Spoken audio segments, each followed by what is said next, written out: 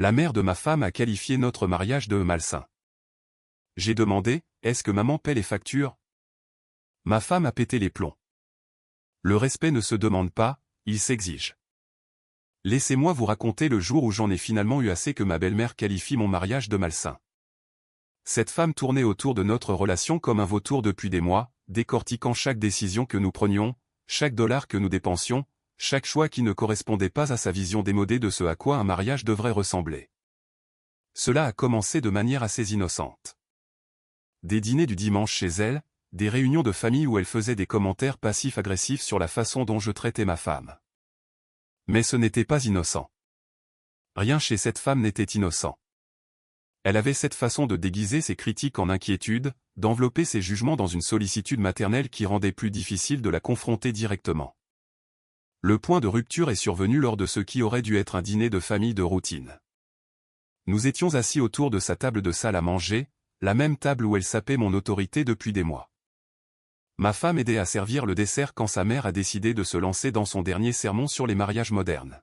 « Vous savez, j'ai réfléchi à votre relation », a-t-elle dit, coupant sa tarte avec une précision chirurgicale. « Il semble plutôt malsain de voir à quel point tu contrôles les finances. Une femme devrait avoir plus d'indépendance, plus son mot à dire sur la façon dont l'argent est dépensé. » J'ai regardé ma femme se figer au milieu du service du café. Ce n'était pas la première fois que ce sujet était abordé. La femme semait ses graines depuis des semaines, remettant en question chaque décision budgétaire, chaque choix financier que nous faisions en tant que couple. Elle avait chuchoté à ma femme qu'elle méritait mieux, qu'elle devrait exiger plus de liberté de dépenses, qu'un vrai homme ne restreindrait pas l'accès de sa femme à l'argent. L'accusation flottait dans l'air comme la fumée d'un feu de graisse. Contrôle, malsain. Les mots étaient soigneusement choisis, conçus pour me faire passer pour une sorte de dictateur financier. Mais voici ce qu'elle ne comprenait pas à propos de notre mariage. Nous avions un système qui fonctionnait. Nous avions des objectifs que nous visions ensemble. Nous avions un partenariat fondé sur le respect mutuel et la responsabilité partagée. Contrôle est un choix de mots intéressant, ai-je dit, posant ma fourchette et la regardant directement. Prévoyez-vous de payer nos factures si nous suivons vos conseils financiers? La température dans la pièce a chuté de 10 degrés. Les yeux de ma femme se sont écarquillés. Son père s'est agité mal à l'aise sur sa chaise, et le visage de la belle-mère est passé par environ 3 nuances de rouge différentes avant de se fixer sur un joli bordeaux assorti à son rouge à lèvres. « Excusez-moi. » A-t-elle réussi à bafouiller. J'ai demandé si vous couvriez nos factures, ai-je répété, ma voix stable et claire. Puisque vous semblez avoir des opinions si fortes sur la façon dont nous gérons notre argent, je me demande si vous prévoyez de soutenir ces conseils avec un soutien financier réel. Le silence s'est étiré entre nous comme un fil tendu. Je pouvais voir les calculs se faire derrière ses yeux. La prise de conscience que je n'allais pas me laisser faire et accepter ses critiques comme un gendre plein de remords désespéré d'obtenir son approbation. Ce n'est pas la question, a-t-elle dit, essayant de reprendre pied. La question est que les mariages sains exigent l'égalité, et ce que je vois ici ne semble pas égal. Ce que vous voyez ici, ai-je dit en me penchant en arrière sur ma chaise, c'est un mariage qui fonctionne sans les commentaires constants des spectateurs. Mais j'apprécie votre préoccupation pour notre égalité. Vraiment touchant.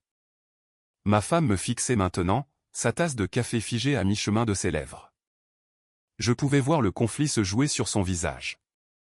Une partie d'elle voulait défendre sa mère, mais une autre partie savait exactement ce qui se passait depuis quelques mois. Le sapage constant, les suggestions subtiles que je la freinais d'une manière ou d'une autre, les insinuations qu'elle était une sorte de victime dans son propre mariage.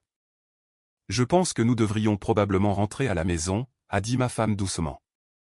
Mais sa mère n'avait pas fini. « Je dis juste que quand j'avais ton âge, les femmes avaient plus d'indépendance. Nous n'avions pas à demander la permission pour chaque achat, chaque décision. Nous étions des partenaires, pas des subordonnés.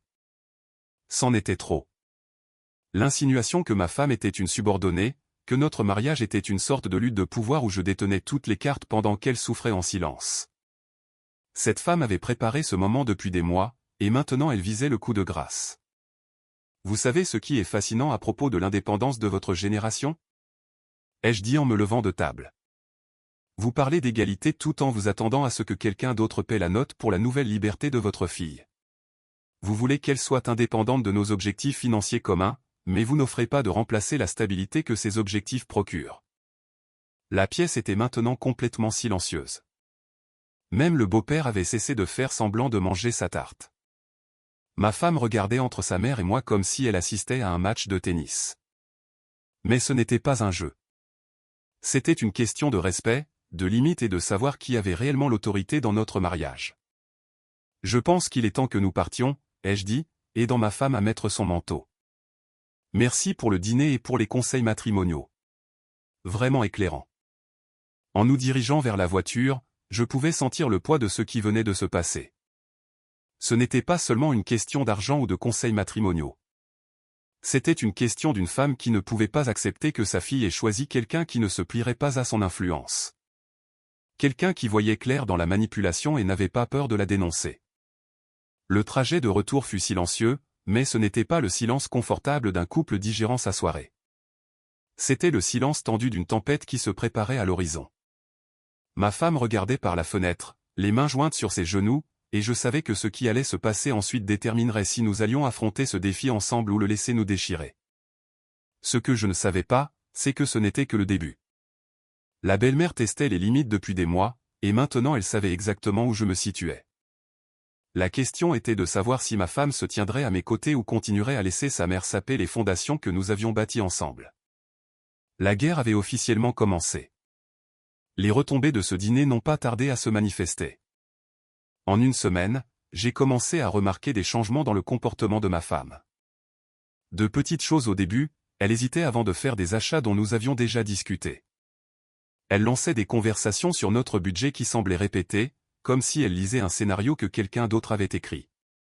Le premier vrai signe est apparu lorsqu'elle a suggéré que nous devions réévaluer nos priorités financières. Nous étions assis à notre table de cuisine en train de passer en revue nos dépenses mensuelles comme nous le faisions toujours quand elle a lâché cette phrase comme si c'était quelque chose qu'elle avait répété. Réévaluer comment ? Ai-je demandé en levant les yeux de notre feuille de calcul budgétaire. Eh bien, peut-être devrions-nous envisager de me donner plus d'argent de poche pour des choses personnelles.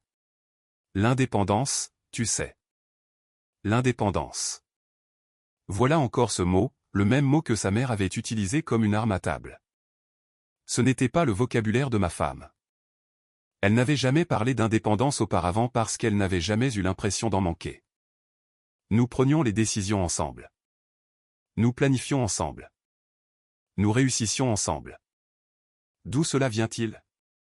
Ai-je demandé directement. Elle s'est agitée sur son siège, évitant le contact visuel. J'ai juste réfléchi à ça, à la façon dont les autres couples gèrent l'argent. D'autres couples, ou ta mère ? La question est restée en suspens entre nous comme une confession qu'elle n'était pas prête à faire. J'ai pu voir la culpabilité vaciller sur son visage, la reconnaissance qu'elle avait été prise en train de répéter le programme de quelqu'un d'autre. Elle n'a pas tort sur tout, a-t-elle dit sur la défensive. Peut-être que je devrais avoir plus mon mot à dire sur la façon dont nous dépensons l'argent. Tu as largement ton mot à dire. Nous discutons de chaque achat important. Nous planifions notre budget ensemble. De quoi te sens-tu exactement restreinte ? Elle ne pouvait pas répondre à cette question parce qu'il n'y avait pas de vraie réponse. Il ne s'agissait pas de restriction ou de contrôle. Il s'agissait de sa mère qui semait des graines de doute sur notre partenariat, lui faisant remettre en question des décisions qui fonctionnaient parfaitement bien depuis des années. Mais la belle-mère ne se contentait pas d'influencer ma femme. Elle menait une campagne, et j'ai découvert à quel point elle était étendue lorsque la sœur de ma femme m'a appelé directement. « Je m'inquiète pour toi aussi », a-t-elle dit lors de ce que je pensais être un appel téléphonique anodin. Maman a mentionné que les choses étaient tendues ces derniers temps. Que tu as été assez contrôlant avec l'argent. Contrôlant. Voilà encore ce mot. La belle-mère avait fait le tour, répandant sa version de notre mariage à quiconque voulait bien l'écouter. Elle construisait un récit où j'étais le méchant et ma femme la victime, préparant le terrain pour le prochain coup qu'elle prévoyait. A-t-elle mentionné qu'elle donne des conseils matrimoniaux non sollicités depuis des mois ? Ai-je demandé. Ou qu'elle sape nos décisions financières sans rien savoir de notre situation réelle ? Elle est juste inquiète. Elle veut ce qu'il y a de mieux pour sa fille. Ce qu'il y a de mieux pour sa fille, c'est un mariage qui ne nécessite pas la gestion des spectateurs, mais j'apprécie aussi votre inquiétude. La belle-sœur est restée silencieuse un moment, ne s'attendant clairement pas à ce que je réplique. Ils étaient tous habitués à avoir affaire à des hommes qui s'excuseraient, qui essaieraient d'arranger les choses, qui accepteraient les critiques et promettraient de faire mieux. Mais je n'étais pas cet homme. Peut-être que tu pourrais essayer d'être plus compréhensif, a-t-elle suggéré. Maman essaie juste d'aider. Aider avec quoi exactement? Nous ne sommes pas en difficulté. Nous ne nous disputons pas pour l'argent. Nous n'avons pas de problème jusqu'à ce qu'elle en crée. Alors, avec quoi aide-t-elle exactement? Je pouvais entendre la frustration dans sa voix quand elle a réalisé que son approche diplomatique ne fonctionnait pas. Je pense que tu es un peu dur. Je pense que je suis exactement aussi dur que la situation l'exige. Mais merci pour le retour.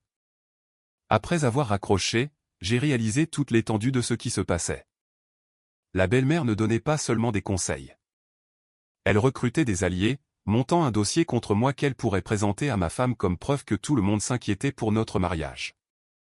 Le lendemain matin, j'ai trouvé ma femme au téléphone avec sa mère, parlant à voix basse, une conversation qui s'est arrêtée immédiatement quand je suis entré dans la pièce.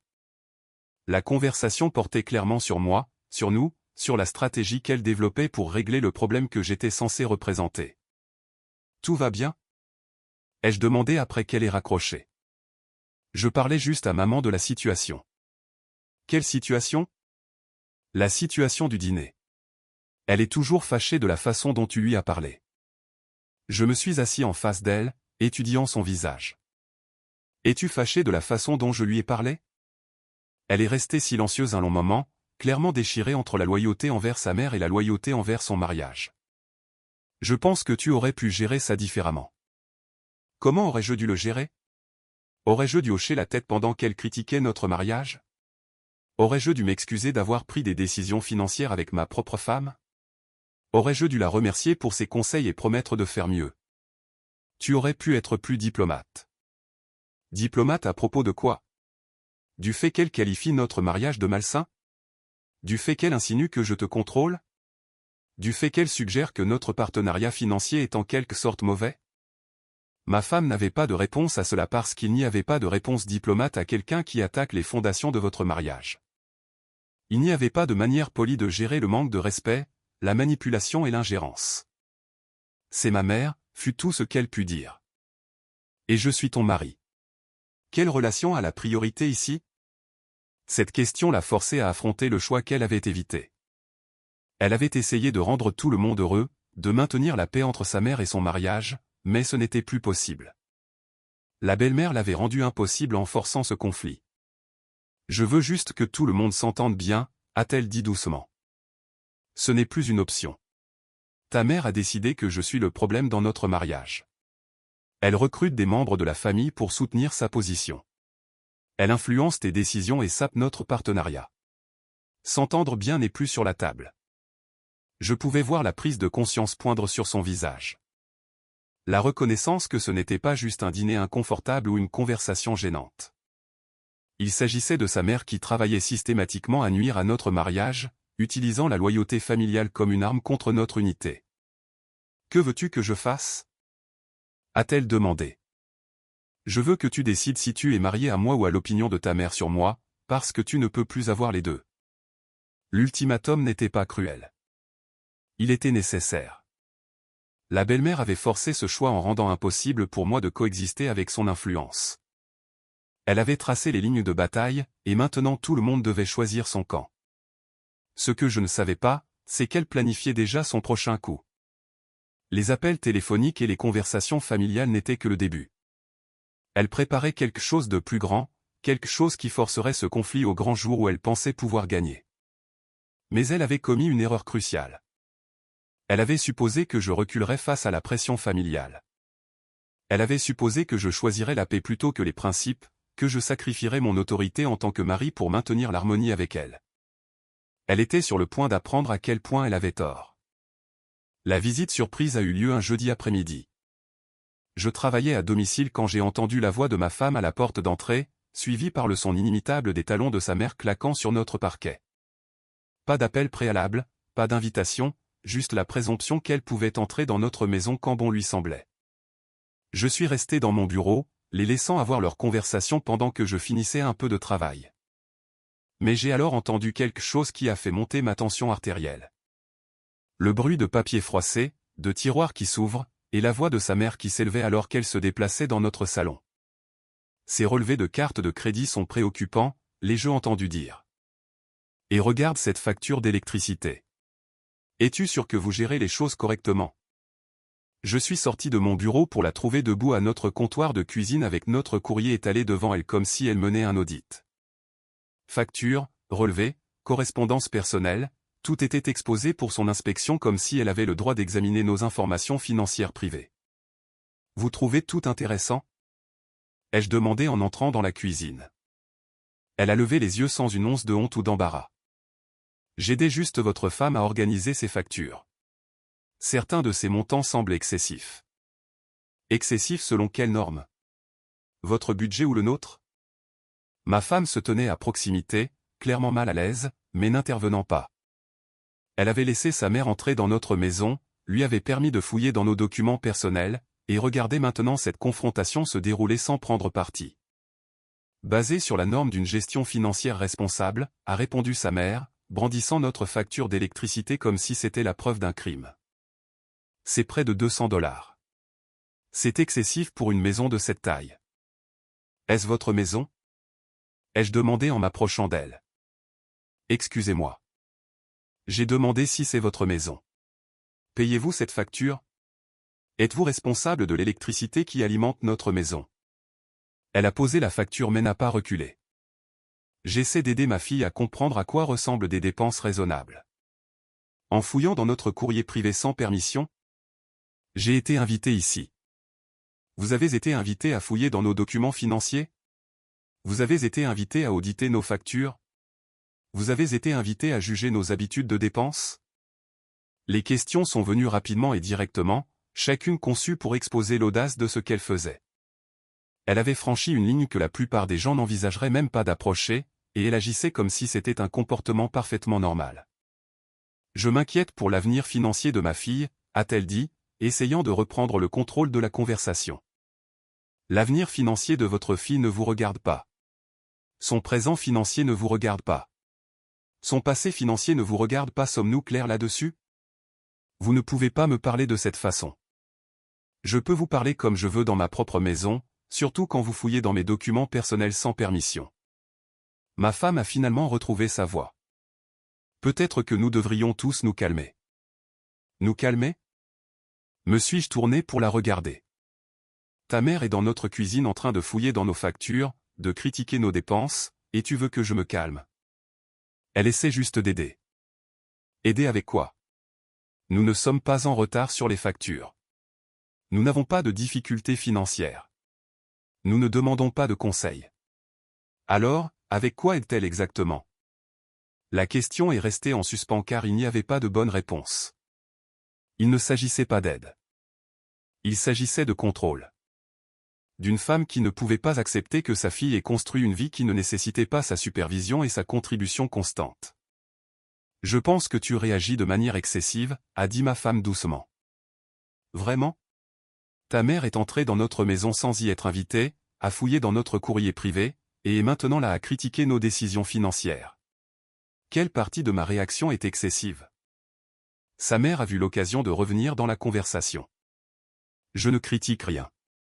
Je souligne simplement que certaines de ces dépenses pourraient être gérées plus efficacement. Efficacement selon qui? Vous.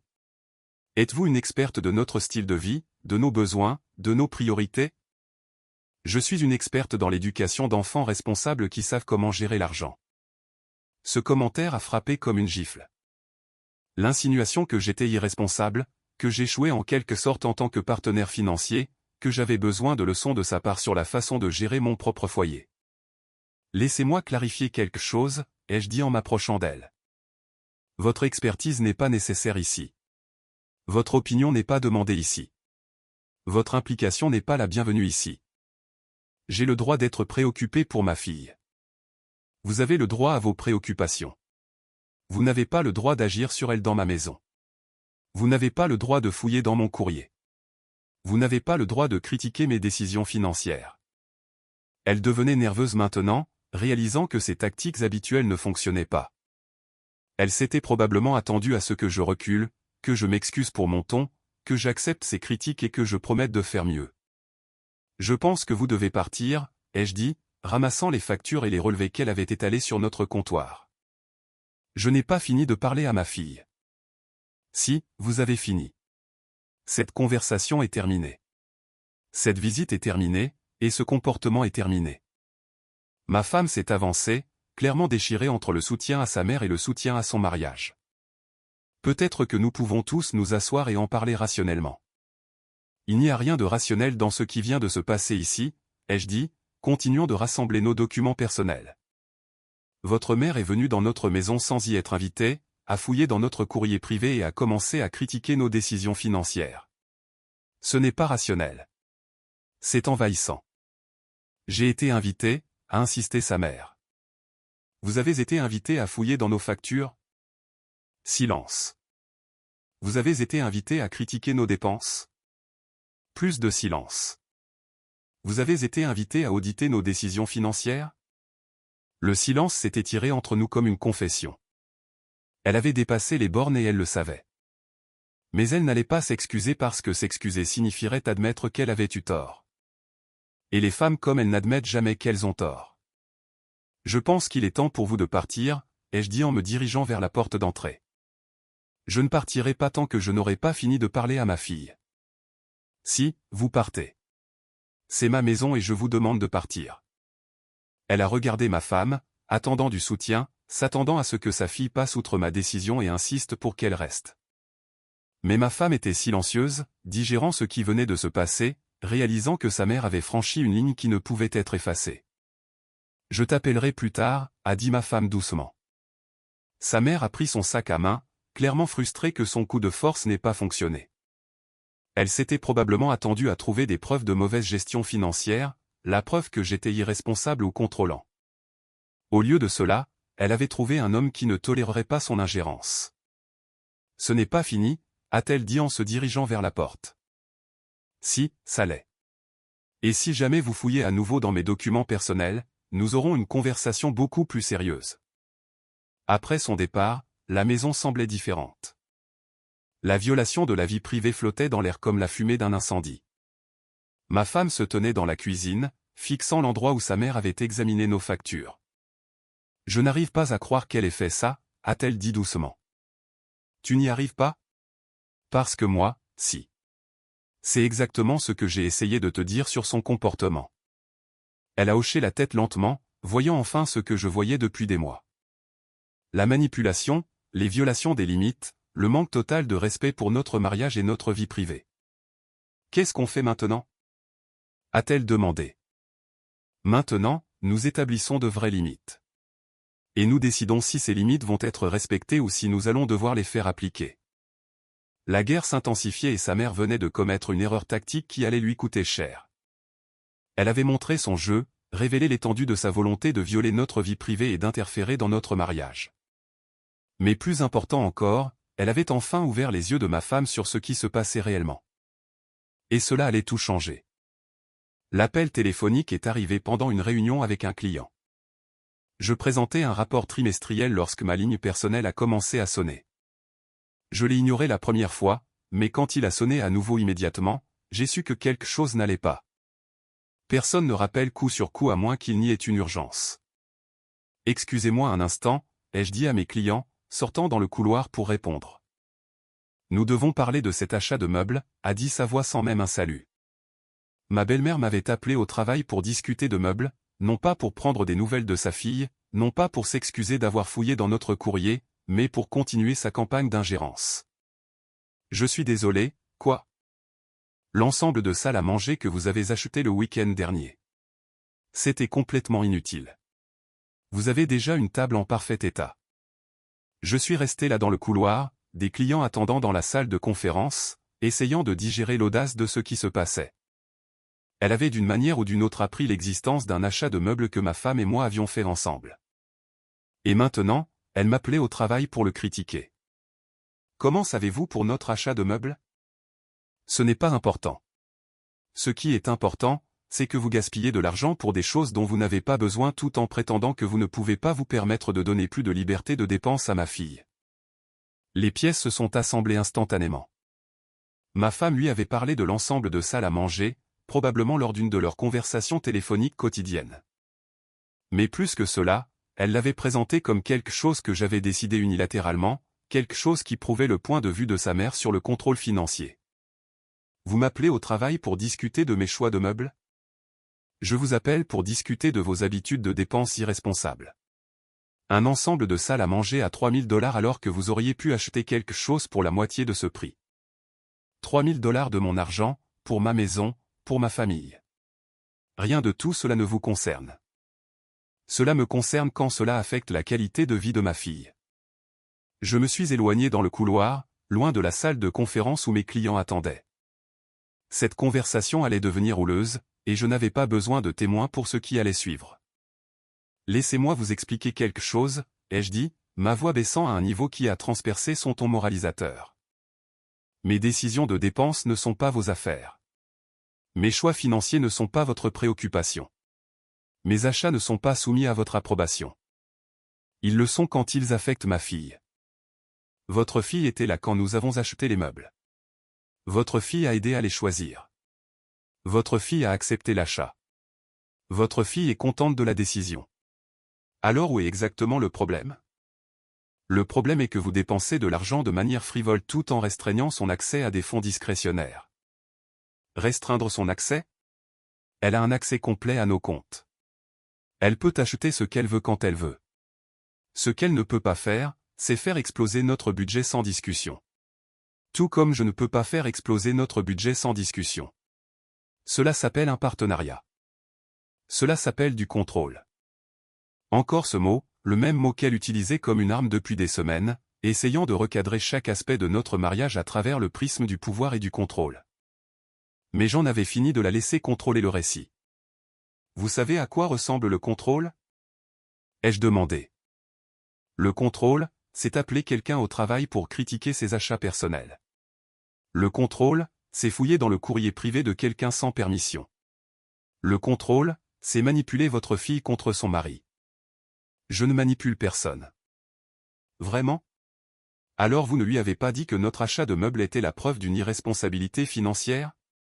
Vous ne lui avez pas suggéré qu'elle devrait exiger plus de liberté de dépense à cause de cela ? Vous n'avez pas présenté cela comme la preuve que je contrôle ses finances ? Le silence à l'autre bout du fil m'a dit tout ce que j'avais besoin de savoir. Elle avait été prise la main dans le sac et elle le savait.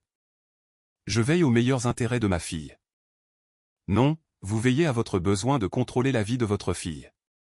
Et quand vous ne pouvez pas la contrôler directement, vous essayez de contrôler son mariage. C'est ridicule. Vraiment ? Alors expliquez-moi pourquoi vous m'appelez au travail pour discuter de meubles. Expliquez-moi pourquoi vous fouillez dans notre courrier. Expliquez-moi pourquoi vous avez des conversations secrètes avec des membres de la famille à propos de notre mariage. Je pouvais entendre sa respiration changer, la prise de conscience qu'elle savait que j'en savais plus sur sa campagne qu'elle ne l'avait supposé. Elle avait agi en supposant que j'étais ignorant de ses manipulations, que je ne voyais pas la situation dans son ensemble. Je n'ai rien à vous expliquer.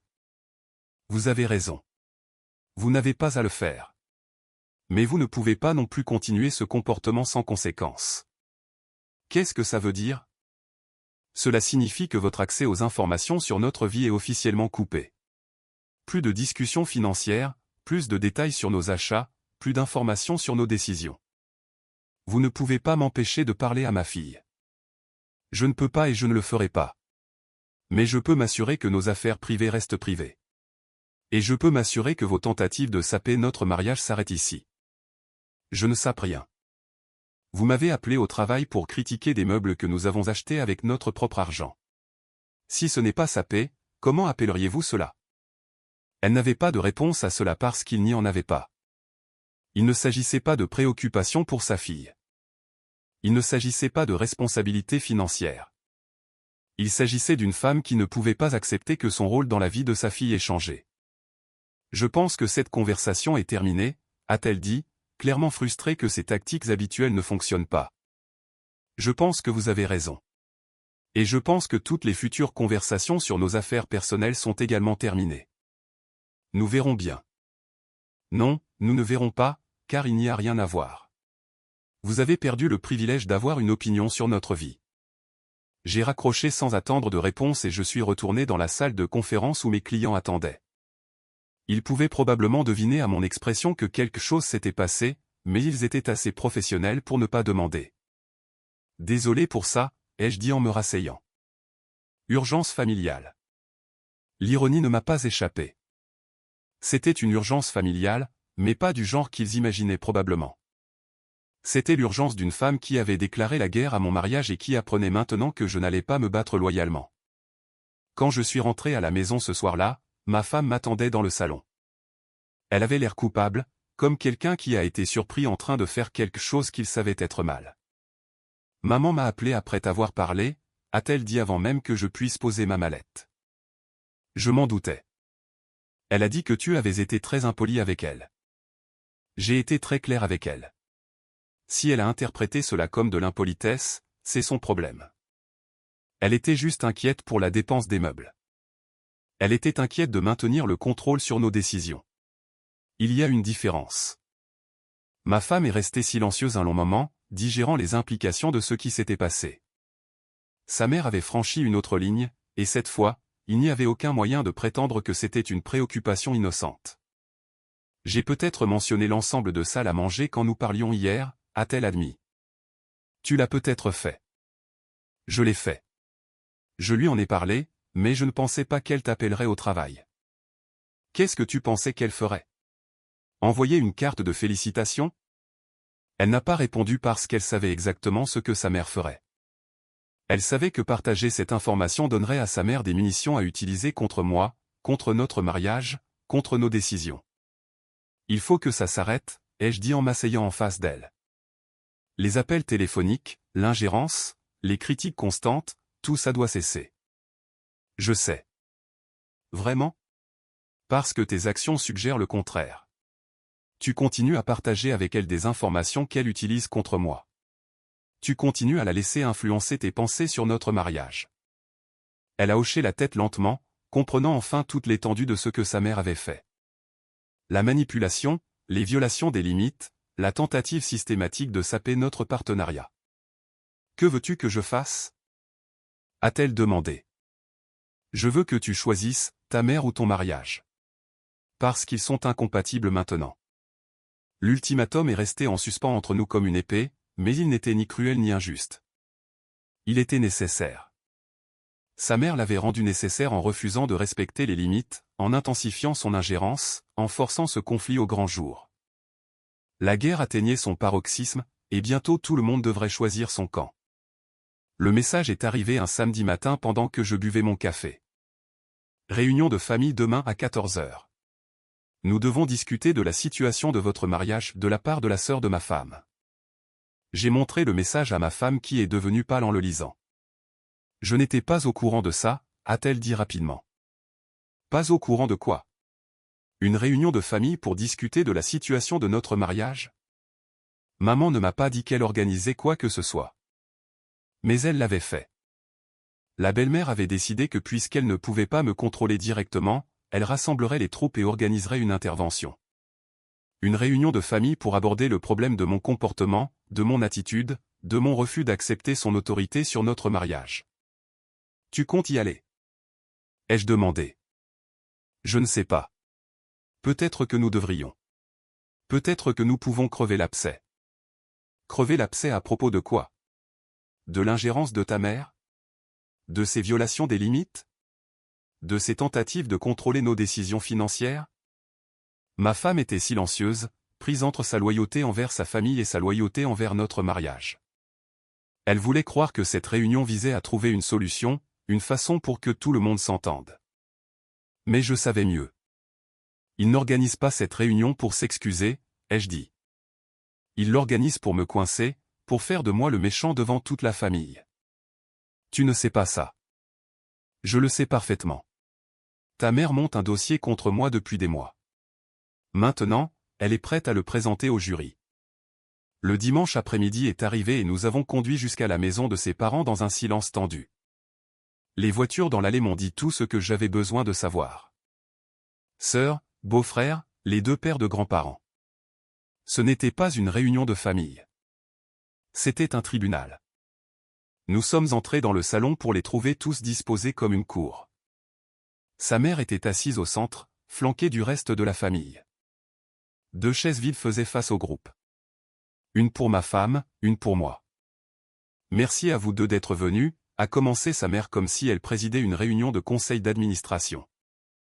Nous voulions parler de certaines préoccupations que nous avons. Préoccupations à propos de quoi? Ai-je demandé, toujours debout. De ton comportement, de ton attitude envers la famille, de ton traitement de ta femme. Voilà. L'accusation était posée. J'étais le problème. C'est moi qui devais être corrigé, géré. Quel traitement serait-ce? Le contrôle financier, le manque de respect envers moi, la façon dont tu l'isoles de sa famille. Chaque accusation était conçue pour me dépeindre comme un abuseur, un contrôleur, un homme qui devait être arrêté. Mais elle avait commis une erreur cruciale. Elle avait supposé que je m'effondrerais sous la pression familiale. Laissez-moi répondre à chacun de ces points, ai-je dit en me dirigeant vers le centre de la pièce. Premièrement, le contrôle financier. Nous prenons chaque décision financière importante ensemble. Nous discutons des achats. Nous planifions des budgets. Nous travaillons en équipe. Ce que je ne fais pas, c'est laisser des tiers critiquer nos dépenses. J'ai regardé directement sa mère. Deuxièmement, le manque de respect. Je n'ai été que respectueux jusqu'à ce que vous commenciez à fouiller dans mon courrier, à m'appeler au travail et à saper mon mariage. Le respect se mérite, il ne s'exige pas. La pièce était complètement silencieuse. Ils s'attendaient à ce que je m'excuse, que je promette de faire mieux, que j'accepte leurs critiques. Troisièmement, l'isolement. Je n'ai isolé personne de quoi que ce soit. Ce que j'ai fait, c'est établir des limites autour de notre mariage. Ce que j'ai fait, c'est refuser de laisser cette famille s'ingérer dans nos décisions personnelles. Le visage de sa mère devenait rouge. Tu ne peux pas nous parler comme ça. Je peux vous parler comme je veux. C'est votre maison, mais c'est mon mariage, et j'en ai fini de vous laisser le traiter comme une propriété communautaire. Nous essayons juste d'aider, a interjeté sa sœur. Aider avec quoi? Nous ne sommes pas en difficulté. Nous ne nous disputons pas. Nous n'avons pas de problème jusqu'à ce que vous en créiez. Alors, avec quoi aidez-vous exactement? La question est restée en suspens car il n'y avait pas de bonne réponse. Ils n'aidaient pas. Ils s'ingéraient. Ils essayaient de résoudre un problème qui n'existait pas. Je pense que nous devons tous nous calmer, a dit ma femme doucement. Non, ai-je dit en me tournant pour la regarder. Nous n'avons pas besoin de nous calmer. Nous devons aborder cela directement. Votre famille a décidé que je suis le problème dans notre mariage. Ils ont organisé cette réunion pour me dire comment être un meilleur mari. Ils veulent que je m'excuse d'avoir fixé des limites. J'ai regardé chacun d'eux dans la pièce. Mais voici ce qui va réellement se passer. Je vais continuer à prendre des décisions avec ma femme concernant notre vie, notre argent, notre avenir. Je vais continuer à refuser d'accepter les critiques de personnes qui ne vivent pas notre vie. Ce n'est pas acceptable, a dit sa mère. Ce n'est pas votre décision à prendre. Ce n'est pas votre mariage. Ce n'est pas votre vie. Ce ne sont pas vos affaires. Je me suis dirigé vers la porte, puis je me suis retourné.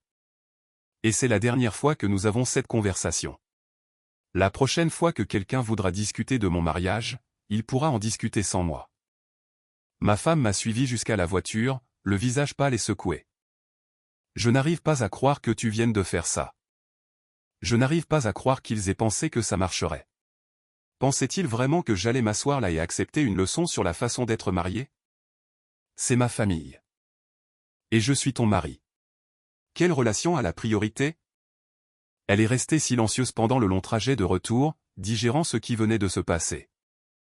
Sa famille avait surjoué sa main, et maintenant elle devait choisir entre leur approbation et son mariage. Que se passe-t-il maintenant? A-t-elle demandé alors que nous nous garions dans notre allée. Maintenant, tu décides si tu es marié à moi ou à leur opinion sur moi. Parce qu'après aujourd'hui, ce sont tes deux seules options. La guerre était finie. J'avais gagné. Mais la vraie question était de savoir si ma femme accepterait la victoire ou continuerait à se battre pour une paix qui n'était plus possible. Le silence a duré 3 jours. 3 jours pendant lesquels ma femme a digéré ce qui s'était passé lors de cette réunion de famille. 3 jours pendant lesquels elle a réalisé que sa mère avait orchestré une embuscade conçue pour m'humilier et me soumettre. 3 jours pendant lesquels elle a compris qu'elle devait choisir. Le mercredi soir, elle est venue dans mon bureau où je travaillais. « Je dois te dire quelque chose », a-t-elle dit, sa voix stable d'une manière qu'elle ne l'avait pas été depuis des semaines. « Je t'écoute. » J'ai appelé ma mère aujourd'hui. Je lui ai dit que l'ingérence s'arrêtait maintenant. Plus de commentaires sur nos finances. Plus de conseils non sollicités sur notre mariage. Plus de réunions de famille pour discuter de notre relation. J'ai levé les yeux de mon ordinateur. Comment l'a-t-elle pris? À peu près comme on pouvait s'y attendre. Elle a dit que j'étais manipulé par toi. Elle a dit que je choisissais un homme plutôt que ma famille. Elle a dit que je regretterais cette décision. Et que lui as-tu dit?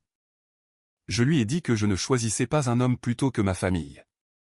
Je choisissais mon mariage plutôt que son besoin de le contrôler. Les mots m'ont frappé comme un soulagement après des mois de tension. Elle avait enfin vu ce que je voyais depuis le début. La manipulation, les violations des limites, la tentative systématique de saper notre partenariat.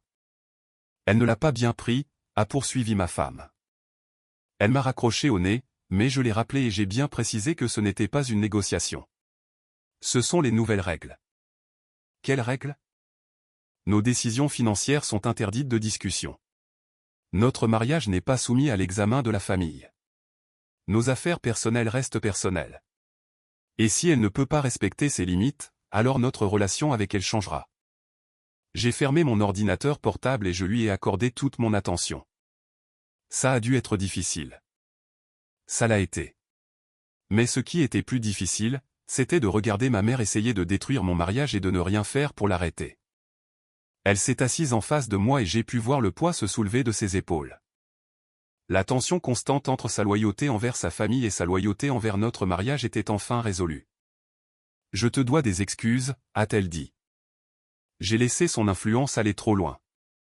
Je l'ai laissé semer des doutes sur notre relation.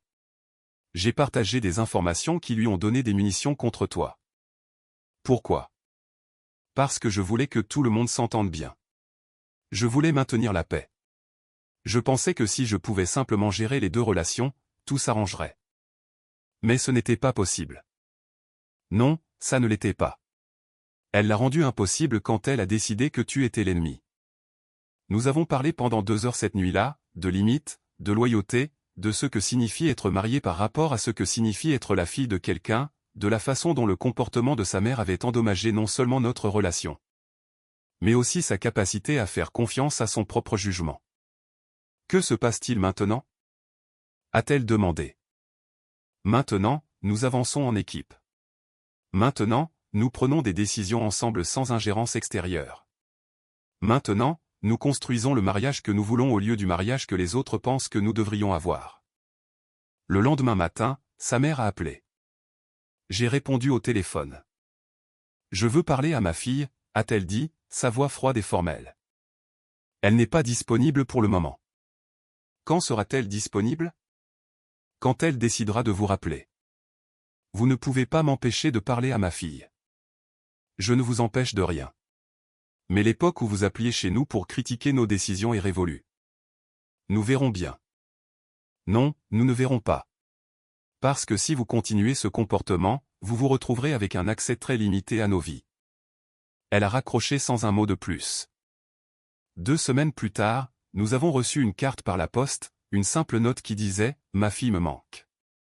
J'aimerais essayer à nouveau. » Aucune admission de faute, aucune excuse pour les mois d'ingérence, mais une reconnaissance que quelque chose devait changer.